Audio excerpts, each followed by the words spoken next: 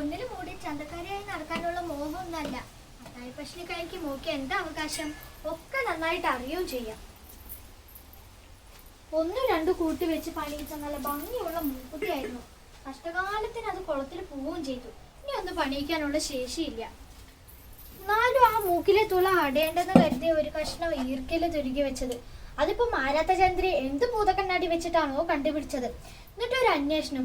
എന്താ ഉണ്ണിമായേ, കാളിയമ്മയുടെ കൂട്ട് മൂക്കിന്റെ മുകളിൽ ഒരു ഈർക്കില് കഷ്ണം പോരെ കുളത്തിലുള്ള സകല ശൃംഗാരികൾക്കും കൂടി കളിക്കാൻ? ഷോ, നിന്ന നിലയിലങ്ങ് ഒരുങ്ങിപ്പോയി നാണം കെട്ടിട്ട്.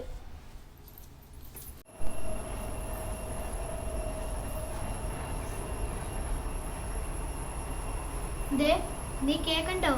5 തോല പൊന്നിന് കാപ്പുണ്ടാക്കണ കാര്യമല്ല പറയണേ. ഇതാ ഇത്തിരി ഒരു നുള്ളു പൊന്ന്, അതുപോലെ എന്തെങ്കിലും ഒരു കല്ലും വെച്ചൊരു മൂക്കുത്തി, അത്രയും മോഹിക്കണുള്ളൂ. ആരോട് പറയാനാ? ഇവിടെ ഒരാൾ ഇരിപ്പുണ്ട്, സദാ നേരം ഒരു പൊട്ട ഹാർമോണിയത്തിന്റെ മേലെ കമിഴ്ന്ന് കിടപ്പാ പണി. അതിവിടുന്ന് ആ കുന്ത്രാണ്ട് ഇവിടുന്ന് എന്ന് കൊണ്ടുപോകുന്നോ അന്നേ ഗതി പിടിക്കുള്ളൂ എല്ലാവരും. കടലാസും കുപ്പിയും പെറുക്കാൻ വരുന്നവരെ പാണ്ടി പിള്ളേർക്ക് കൊടുക്കണം എടുത്തിട്ട്.